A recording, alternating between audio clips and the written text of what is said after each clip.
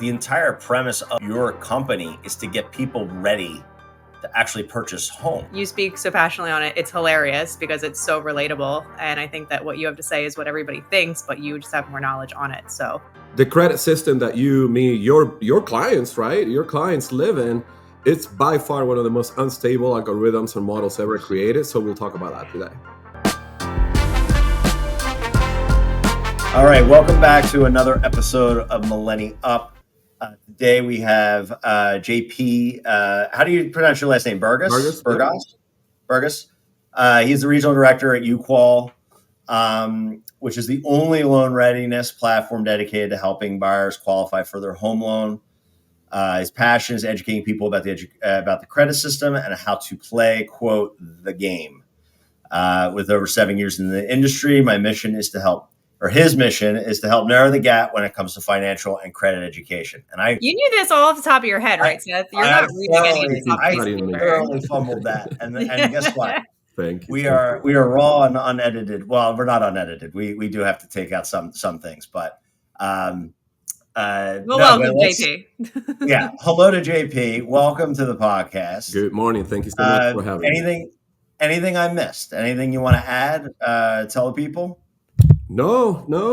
We'll just dive right into it. I know we've had a couple of offline conversations, and I believe there's a lot of synergy with what you two are doing, which is awesome, by the way. We need more of it. And then my craziness about the system that we live in, if you want to call it that, and just kind of like your quotes, like we're in a simulation instead. Like we're not actually living here.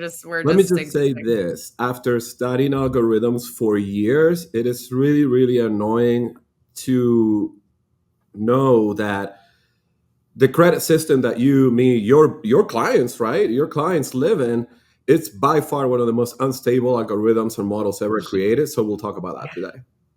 Okay. Yeah, love it. I'm here for it. I have not been shy on my opinions of credit and how I think that it's so stupid and how it takes absolutely forever to be built up, but it takes absolutely nothing to like drop it down 100 points and like absolutely put yourself back in squander. So like, I would love to pick your brain on it. And I know like we've talked about this. We've had like an intro call about like a month or two ago, and you speak so passionately on it. It's hilarious because it's so relatable. And I think that what you have to say is what everybody thinks, but you just have more knowledge on it. So excited to get into this. Awesome. Yeah. I want to just clarify something is that it's just not credit. Like the entire premise of your company is to get people ready to actually purchase homes, correct? Let me earn my paycheck super quick. UQUAL was, and I like to say this, hey, when we launched UQUAL, the platform is a fintech AI-driven platform that is specifically designed to get people into a home loan. You want to get a car? Go to the dealership. Don't call me. That's not my thing, right? We're here to help people, help agents sell more houses, help loan officers close more loans, help more people get into a house. Why is it called loan readiness? You can have a 720 credit score and be broke, and you're not going to get a house, right? You can have a 720 credit score and a 62% DTI. You're not getting a house. So what we do is a holistic approach to the home loan. That's what UQUAL is for. But enough of that. Let's go into the secret sauce. Okay. Word out. So something that we talked about, and I've heard it in just lately getting thrown around on social media, podcasts everywhere, is the algorithm. Okay, well, what the hell is it? Why? Do either one of you know what FICO stands for? Fair Isaac Company or Fair Isaac something. The Fair Isaac Company. Bill Fair and Earl Isaac, a mathematician and an engineer, got hired in, I believe it was 1956, to create what you and I know as a calculated algorithm that is going to manage what? Risk. It's a risk management algorithm. What it does is basically says, Jen is good to borrow money and Seth is not. Well, how did this come to be? In 1950, there's a group of bros, if you will, businessmen in New York, that are out having dinner, right? Now, there's this dude there who I now, with all my heart, despise, named Frank McNamara. Frank McNamara is a business owner. He's a well-to-do guy in the city of New York. He forgets his wallet. So he grabs a piece of paper, he writes his name and his social, gives it to the owner of the restaurant and says, I'll be back tomorrow. Okay. He comes back the next day, pays the bill. Fast forward a couple of months, him and his buddies now created a club. And everybody in this club is allowed to have that little piece of paper with their name and their social, and they're allowed to pay later. It's a club of people that go out to dinner. What is it? A club. It's a diners club. It's Diners Club. It is the invention of Diners Clubs, the first credit card as we know it. Well, it was then, at that time, marketed as the passport to luxury. Now, Jen, are we going to give the passport to luxury to everybody? No. Okay, so how do I know? I can have it. Seth can't, according to your. How do I know? How do I know who can get it and who can't? Whether they pay their bills. Well, how do you know that if we didn't have FICO in 1950? So, creation of credit cards, then comes the credit score, right? And then let's go a little bit further. Why do we suddenly have 3? Because wherever there is an opportunity to make money, people are going to jump in. Go back to 1974. Jen couldn't get a credit card on her own, right? She had to have her dad or her husband in order to get a credit card. So, and funny enough, would I be shit out of luck today? you know what's funny though? On average, women have credit scores that are higher by 32%. So, good job. 32 points or percent? 32 points. Points, okay. Yeah. So the idea is you see the correlation and all these things, but why am I putting a timeline before we jump into this is because I know that almost nobody that's going to see this or hear this was ever taught what I just said. Because it doesn't make sense. Well, and now they have a new pool of people to hate with all their heart. Sure, but Jen, if we all are running around with an 816 FICO credit score, full disclosure minus 806, FICO, not Credit Karma. If we're all running around with an 816 FICO credit score, do you think that the banks and the credit card companies are going to make millions and millions of dollars that they make and write off, by the way, every year? No, because that person's responsible. No. And so the idea is you have personalities how they were like, hey, don't use credit or don't use credit cards. How about we teach people how to use credit cards? I know you guys had somebody on that's very knowledgeable, and he mentioned having multiple credit cards. That's what we know as a super user. But I just want to focus on one thing today, and that's the FICO algorithm utilized for mortgages. There's 58 different algorithms out there. Depends on what you're buying and where, because they're also geographical. Out of those 56, 28 are FICO, right? And people say FICO like it means credit. No, FICO, like Seth said, it's a software company, right? So when I'm dealing with a client that needs to get ready for a home loan, only 5 things matter. And those are the 5 things we're going to break down. The first one is very simple. It's your payment history. Do you not pay your bills on time? Do you not have collections? Do you not have a repo? Well, Seth, it's not a repo because I turned it in. It's the same thing. It's coded the same thing. And so whether you turn the car in or not, and while I understand that there's a story, right? There's always a story behind every single account. We're talking about a computer program that doesn't have any feelings. They don't care. All they know is that you had a contract, you didn't fulfill the contract. Now they slap a number 8 on your credit report. And if you have an 800 credit score, right? And I just saw this 2 days ago. The husband and her are going through a divorce. He pays the car late. Guess what? It goes on her report, right? Because she was a cosigner. They don't care that they're going through a divorce. A divorce decree holds no water when it comes to the credit bureaus. She lost 187 points because of one late. Case in point to what I said, that it takes forever to build it up and absolutely nothing to tear it down. Goodness. But How why? can they do that? But why? Yeah. The higher your credit score, the more damage that anything does. So here's an example if you want to break out the calculator. An 800 credit score, right, takes a hit on 35% of their credit score. That's huge. But if a 550 credit score takes a hit on 35%, who cares? Yeah. Do you see what I'm saying? The higher you are, and I always tell people, imagine we're standing on buildings, right? This building is 800 stories tall, and this building is only 600 stories tall. That's your credit score, and you jump off. Who's going to get hurt most? Yeah. Yeah. Okay. It's an order of magnitude. That's absolutely. And again, if you're going to get anything out of this, credit is all about averages and percentages. Okay. Seth and I go golf. Both of us tore our wrist. We both have surgery. We both end up with a medical bill and collections minus 10 grand. Seth is only $1,000, but they hit the collection the same day. We lose the same amount of points. I can't look at the balance of the collection because that's wealth discrimination. It's a huge part. And so how do you get that huge part of your credit? Fall in love with autopay. Like that's how you protect it, right? You put everything on autopay. I don't know why consumers are so afraid of it, but the reality is that me either. And I think it's a higher generations, like especially more so boomers. Like my mom, for instance, does not understand why, but she will not put anything on autopay and doesn't trust like the internet with my information, whatever. I'm like, I don't trust myself to remember all the deadlines. I love every single thing that possible is on autopay. And the only things that have ever been collected late were not on autopay. The only thing I don't is my mortgage, and I've never been late on that. But like, oh, autopay should be your best friend. You can't forget. Especially with a little Kohl's credit card that you've had since, you were 21 years old. Like, yeah, I get it. You're not using it, but throw it on there. So that's 35, right? Huge. Here's the part that really pisses me off. 30% of your credit score, and I'm going to be very specific, is having unopened inactive credit card. You need one. Oh, but the lender told me I need 3 credit cards to have excellent credit. Nope.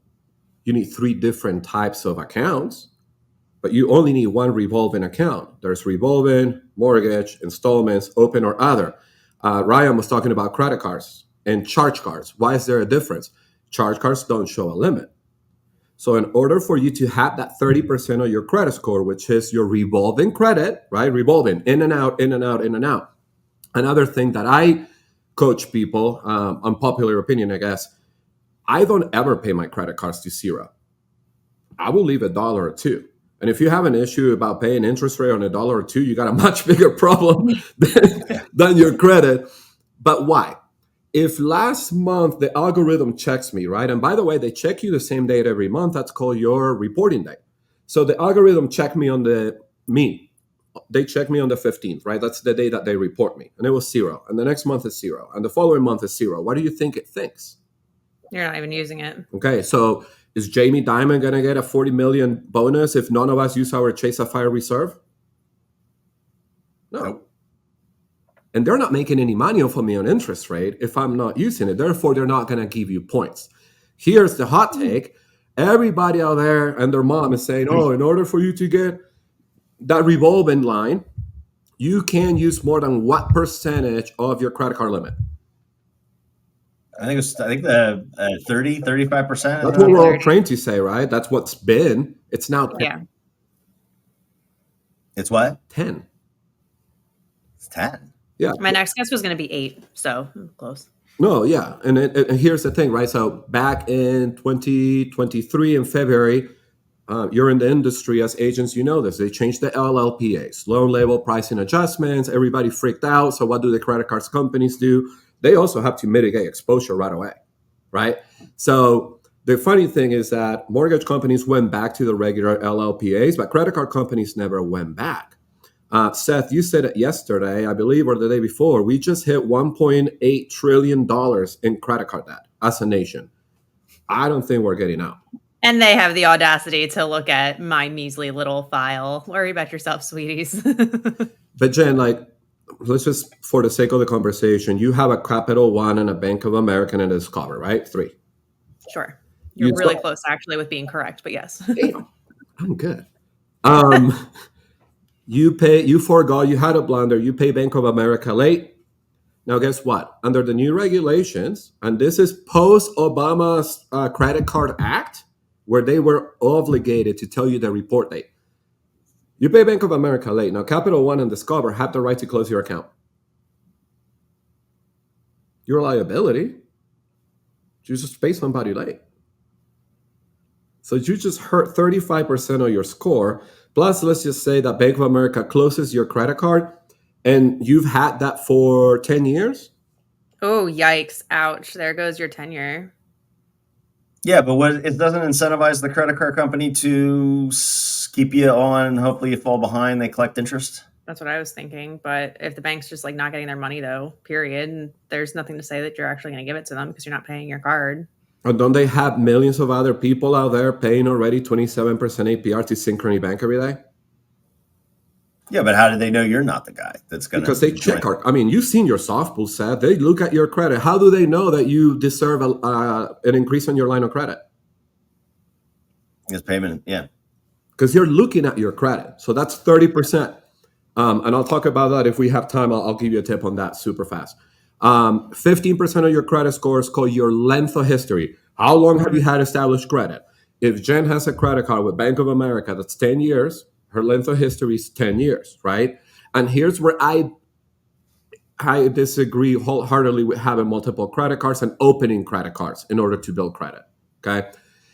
If she has 10 years with Bank of America and she goes and gets a Capital One account, that Capital One is now 0, right? So 10 years plus 0 years is still 10 years. And remember I say how everything is averages and percentages?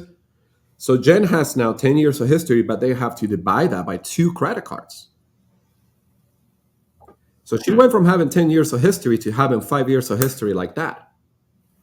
And if the model is what I'm telling you it is, 15% of your length of history, and she lost half of the length of history, well, didn't technically she just lose 7.25% of her credit score?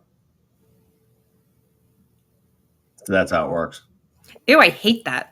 So for real life example, because like you were actually dead on, I did have a Capital One credit card. It was my first credit card. I got that when I was 18 years old to start building my credit, which is how I got my apartment because I had some kind of credit history to show. And then, I eventually ended up getting my Discover and, kind of like leaned on that more and had some store cards just from where I worked and nothing crazy. And it was all manageable. And I stopped using my Capital One, but I was like, but I'm just going to like keep it open. I stopped using it and I looked at my report and I was like, oh, well, like, I guess like I personally never closed it out. And that's like 15 years old now. So I got to have like a crazy long credit history. It closed itself out. I don't have it anymore. And there goes my 15 years of credit. Like, yeah. So I wish I had just like kept using it, even for just like something small, because I used to use it as like just my gas and groceries credit card, and then just pay that off with the debit card. You know what some of my clients have done? They've put like all their streaming stuff on there. That's it. All your streaming stuff, all that stuff that would like you'd like sacrifice your child before you cancel it, so you're always going to pay it. It's also just a really good way to manage your subscriptions, especially with everything being a subscription model. Yeah. That's all. Yeah, and the idea is you never, ever close your oldest credit card. And just to Seth's point, link something, a food delivery, Netflix, whatever, your streaming services, something, and you set it on auto pay, right? Because a lot of people are like, oh, no, I don't use that. I don't pay. Oh, and then they hit you with $3 of finance charges, and now you have a late payment because of $3. Great. That is why I couldn't refinance my house. Fun fact, back in like 2021 or 2022, when rates were stupid low, went to go refinance my house. There was a store card that I was confident I had paid off. I used it like once in 2-3 years. And I used it like in December for Christmas. And I went to go refinance my house and I couldn't because there was a delinquent payment because of that. That sucks. Because that's the one that hurts the most. Well, you know what, Jen? You should just pay your bills on time. Yeah, Jen, I thought you were using that. Shut up. This isn't about you today. No, I'm ready for you guys to take this one over. I'm good. Here's the last two, super quick. Credit mix, or we also know it as a credit profile. The FICO algorithm loves the number 1 and it hates the number 0. That's why you never pay your credit cards to 0. Okay. And when I talk about the FICO algorithm, I'm only talking about FICO 2, 4, and 5, which is what every single lender in the United States uses, period. I don't care about FICO 8, FICO 6, B10. I don't care. The FICO algorithm is looking at if Jen has one house, one car, one credit card, and one American Express, which is not a credit card, it's a charge card. I think Ryan established that very well the other day. And Seth has one house, 2 cars, 3 credit cards, and no American Express. Jen is going to get all that 10%. Seth is not. Because Jen has 1 R, 1 I, 1 M, and 1 O, REMO, revolving installment, mortgage, open, or other being credit, American Express. It's silly. That's why I've personally never seen an A50, because the average American has 1 house, 2 cars, 3 if you got a teenager, and 4 credit cards. That's on average. Okay. So is that why when you pay off your credit card, or when you pay off your car, your credit goes down? Because that. Well, how long did you pay your car for, right? You had that loan for how many months? 62 months, right? Sure. Okay. You just lost 62 months of history, and every month that goes by, you're not having an installment payment on time. So should you be rewarded on the installment section of your credit? That's stupid. I paid off my car. That should be rewarded. You're less of a liability, right? You have better debt to income ratio, but that is liability. I managed to be consistent for 6 years. You're preaching to your choir, girl. But the idea is, if you're missing that, why do you think the average person is changing their car every 3 years? Because they're dumb. Just kidding, everybody. If you do that, great for you. Sorry. But Seth and I have talked about leasing. I don't understand it. I like to know that I own my car. You're gonna walk out of there with one hand in front and one in the others. Listen. Let's cut the shit. People lease cars every 3 years because they want something new, not because they're trying to build credit. Sure. Yeah, but at the same time, let's go back to something that got thrown around the other day. People don't understand that is a depreciating asset. Versus, well, I don't want to pay 7% interest rate on a mortgage. Oh, but you have no issues paying 17% on a lease or 27% on your department store credit card. People, unfortunately, don't look at history in the correct sample, which is 14 years. That's what banks look at 7. So why are you worried about what Timmy got during the pandemic? Him and his wife have a 2% rent. It was not organic, but here you are crying at 6%. Guess what? I know people that, what was it? 20. Oh my gosh. Anyways, early 2000s, you look at the rates prior to the crash in 2008. If you got an 11% rate on your mortgage, you were a king. But the problem is everybody worries about what happened 2-3 years ago, right? Instant gratification. Sorry. The last piece of the FICO thing, and then I'll let you guys pick it. But the last piece is inquiries. Hard inquiries. And people are like, oh, well, when I can go car shopping. No, you can't. Okay. You can be at the dealership and they have Jen's Dodge and Jen's Jeep and Jen's whatever. They tell you to go shopping. Oh my gosh, JP, I have a Jeep. Did you do drive-bys and check in all my personal way in Denver and burning. Maybe. But the idea is that every time somebody pulls your credit with the purpose of financing anything, you're going to take a hit. And notice I said anytime they pull your credit, not when they approve you. I have somebody who's like, oh, well, they pull my credit, but they didn't approve me. So why should that be there? Because I used to sell credit cards for a living. I've heard it all. Well, what do you mean? What do you mean it went down but I didn't get approved? What does it matter? And I'm like, I told you right up front that it's gonna pull regardless. It's an inquiry. So let's tie those 5 things together super fast so Jen can get super mad. Yes. I have a credit card that's 10 years old. I go shopping. Seth is the cashier, and Seth says to me, hey, do you want to open a credit card so you can get 15% of your purchase discounted? And I'm an idiot, and I say, yes, Seth, I want that. Okay. So I already told you that 30% of my credit was that one credit card, yes? But I just opened a new one. So each one of my cards now account for 15% of my credit score. You have 3 cards, right? Each one of them is going to be 10%, and so on. When Seth gives me that credit card, did he or did he not pull my credit? He did. So I took a hard hit. So I just hit the part of inquiry, so it's called new credit, 10%. I also heard my length of history. I had 10 years of history. Seth gets me a new credit card. I now have 5 years of history. I also diluted that history. I also missed up my credit mix, right? That 1-to-1-to-1 ratio of REMO, revolving installment, open or other, and mortgage. Oh, and by the way, I'm also setting myself up to potentially have new late payments. So by opening a new credit card, when I already had established credit history, I just literally messed up all 5 areas of the FICO algorithm, which is why I continue to say that it's the most unstable algorithm there is. And that's what we use to get a house. Good luck, So America. you mean to tell me so right now I have a Discover card. That's really the only credit card that I actually have that's active in use. I need to open a new credit card for my business to have another credit card to put all my business expenses on.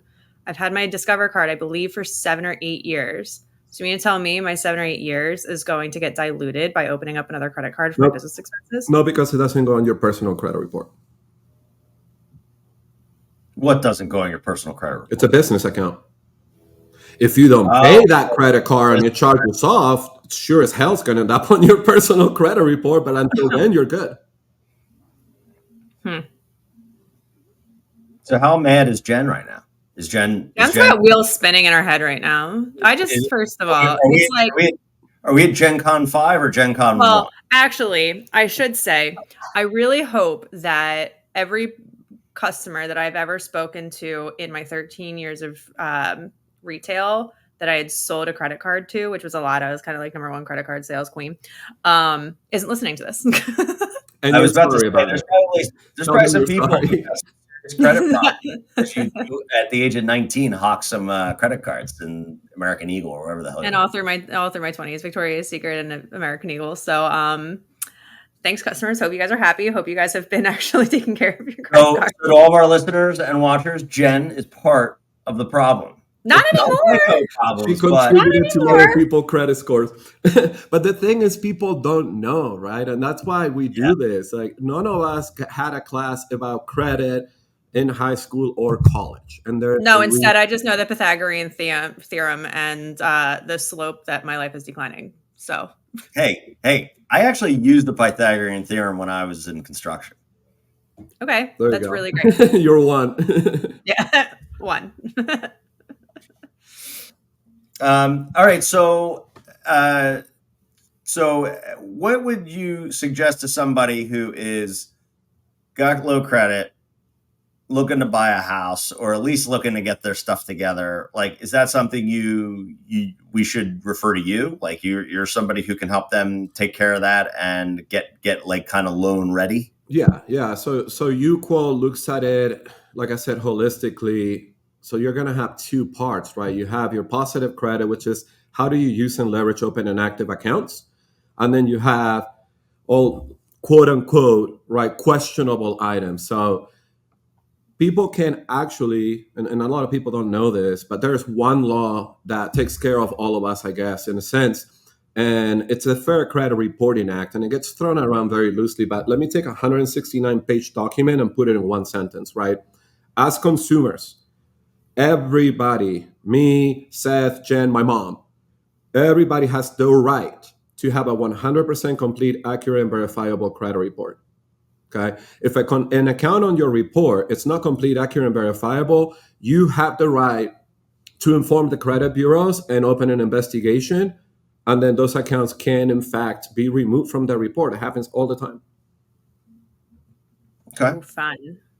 That's a fun little nugget for those who don't get phone shy and are willing to pound those lines to get those things taken off. So we talked a little bit offline about this, but how do medical bills impact credit right now, and where is that going? If it's a collection, right? So let's just be super specific about medical collections. As of July of 2022, it is illegal for them to put any medical collection on our report that has been paid. Okay, $0 collections. Fast forward a year, July 2023, they were supposed to retro remove any medical collection that was $500 or less. Okay, we're still seeing them, unfortunately. Now, they are actively pushing to try to get medical bills off the report completely. But as of right now, a Verizon collection is code 9, a medical collection is code 9, a charge off with Capital One is code 9, and the FICO algorithm can't tell the difference. So it affects 35% of your credit score, right? Because 35% is whether or not you have collections. Over a medical. What is your little bit of a left turn here, but what is your general sense of the American consumer right now in as we record this, which is summer of 2024? Like, what's your general sense of where the consumer's at? I know it's a loaded question, but I figure we use the last 5 minutes here to kind of talk about that. Well, so I think that you're running into two things. One is a lack of education, right? an orchestrated lack of education by the powers that be, because again, it doesn't make sense for banks and financial institutions for all of us be running around with a 100 credit score, right? That's one. Number two, everybody's still looking at what happened 4 years ago without looking at history in the correct or necessary time frame, which I've always preached is 14 years. And what this is causing is everybody's on the fence, waiting for the rates to drop, waiting for the market to crash. And the reality is it's not going to happen, right? It's just not going to happen. I know people, oh, well, I can take my $25,000, put them on a yield account that's going to give me 10%. Great. Or you can take your $25,000, put it down payment on a $500,000 home. Let's just say that appreciates on average, what, 7%? Well, now you're getting a 7% return on $500,000 that are not even yours. $25,000 is yours. Versus you just want to get 10% on 25%. The math is not right. Oh, but the rates. Shut up, buy a house. I think I'm just going to use that line from now on. Shut up, buy a house. Shut up. Show me anything else other than cryptocurrencies. If you were crazy enough to get in, and congratulations to those that did. Show me anything else that is going to get you a better return than a mortgage in Colorado. In Colorado, where I am. If you bought a house in 2014 to now, you made $620,000 on average by sitting on your butt. Yep. Yeah, I always say when you buy a house, the appreciation doesn't happen because you own it. The appreciation happens because other people are buying and selling houses. That's the only way. There's a guy that I work with who had a really super smart guy. He asked a lot of good questions, but he's just like, how does it technically do prices go up? And I said, by people buying and selling houses. It's like every time a house is sold, it's an opportunity for it to go up even more and even more. But if everyone bought all the homes in the country and then just stopped buying houses, the price would be much less. So the way that prices go up is by other people spending the money, other people doing all the things that they need to do, and you just sit and you wait and you hold that property. You do nothing. Other than, fix roofs and do that kind of stuff. But please maintain. that will also help the appreciation. So, JP, I see.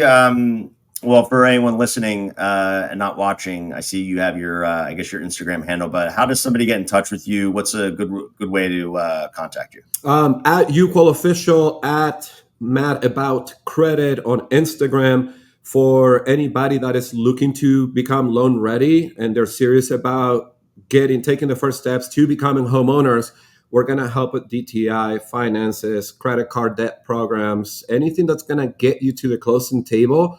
Because the whole point of UQUAL is for more people to hear the words you qualify.